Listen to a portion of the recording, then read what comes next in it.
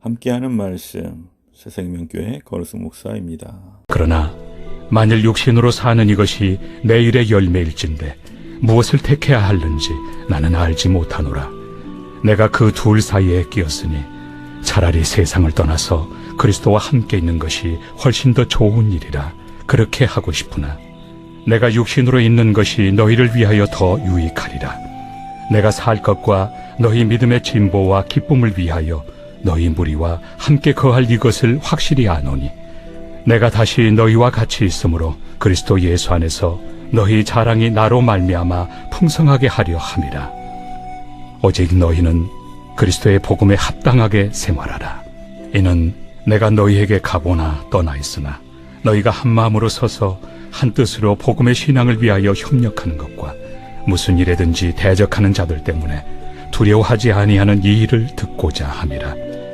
이것이 그들에게는 멸망의 증거요 너희에게는 구원의 증거니 이는 하나님께로부터 난 것이라. 그리스도를 위하여 너희에게 은혜를 주신 것은 다만 그를 믿을 뿐 아니라 또한 그를 위하여 고난도 받게 하려 하심이라. 너희에게도 그와 같은 싸움이 있으니 너희가 내 안에서 본 바요 이제도 내 안에서 듣는 바니라. 바울이 살던 시대에도 다양한 가치와 신념이 복음의 탈을 쓰고 사람들을 현혹하던 일이 있었습니다. 온갖 거짓 복음이 난무하는 혼란스러운 세상 속에서 바울은 빌립보 교회가 그리스도의 복음만을 굳게 믿고 복음에 합당한 삶을 살아야 한다고 교훈합니다. 세상에서 복음에 합당하게 살아가는 삶은 어떤 것일까요? 복음에 합당한 삶은 첫째로 복음을 위해 하나 되어 협력하는 것입니다. 모든 그리스도인에게 주어진 사명은 무엇보다 복음을 전하고 영혼을 구원하는 일입니다. 이 일은 절대 혼자 감당할 수 없습니다. 교회가 하나 되어 협력할 때 복음 전파의 사명을 감당할 수 있습니다. 사탄은 이러한 사실을 너무도 잘 알고 있습니다. 그래서 언제든지 교회를 분열시킬 기회를 엿보며 수단과 방법을 가리지 않고 다툼과 갈등을 유발시킵니다. 이러한 사탄의 관계에 휘둘리지 않으려면 교회의 연합을 위해 모두가 자기를 부인하는 자리에 있어야 합니다. 마치 예수님이 영혼 구원을 위해 자기를 부인하고 십자가를 지셨듯이 자신의 권리와 감정을 내려놓고 주님이 주신 사명을 최우선으로 생각하는 태도가 필요합니다. 예수님은 각각 성격과 기질이 다르고 직업도 다른 사람들을 당신의 제자로 부르셨습니다.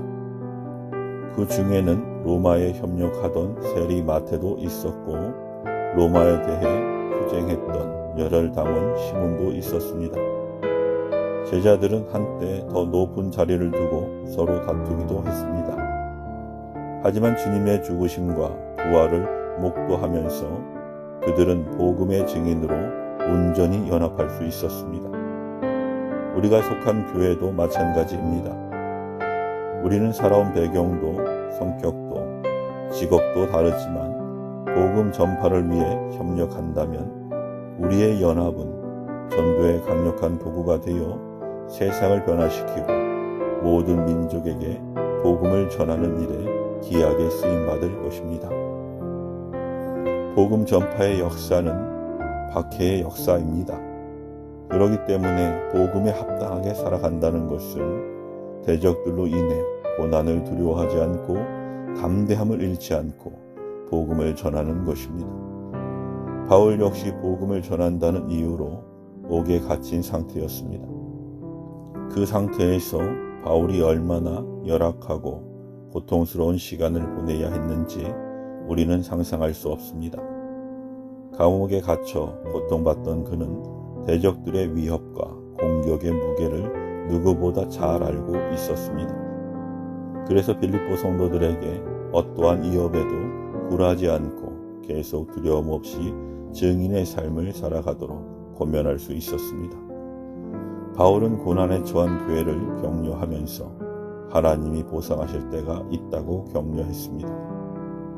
하나님은 대적들의 행위를 반드시 심판하실 것이며 복음 때문에 고난받는 일꾼들에게 넘치는 위로를 베푸실 것입니다. 우리는 복음을 대적하는 정치 세력의 위협 아래 살지는 않습니다. 그러나 우리가 복음의 증인으로 살다 보면 복음을 반대하고 믿음을 회방하는 사람들을 만나게 됩니다. 그럴 때 위축되거나 두려워하지 말아야 합니다. 우리를 비웃거나 비난하는 사람들을 위해 기도하며 선으로 악을 갚는 담대함과 사랑을 보여야 합니다. 예수님은 당신을 위해 박해받는 사람들에게 하늘의 상이 크다고 분명히 말씀하셨습니다. 그러므로 우리는 장차 누릴 영광과 상급을 기대하면서 지금의 역경을 오히려 기뻐하며 끝까지 사명에 충실해야 합니다. 복음으로 거듭난 우리는 복음에 합당하게 살아가야 합니다. 복음을 전하는 일에 한 마음으로 협력하고 복음을 대적하는 반대자들의 공격을 믿음으로 견뎌내야 합니다. 우리가 이처럼 복음에 헌신하여 살아가면 고난을 겪겠지만 하나님이 장차 그 모든 고난을 영광으로 보상해 주시고 우리가 선택한 삶이 옳았음을 인정해 주실 것입니다. 아멘.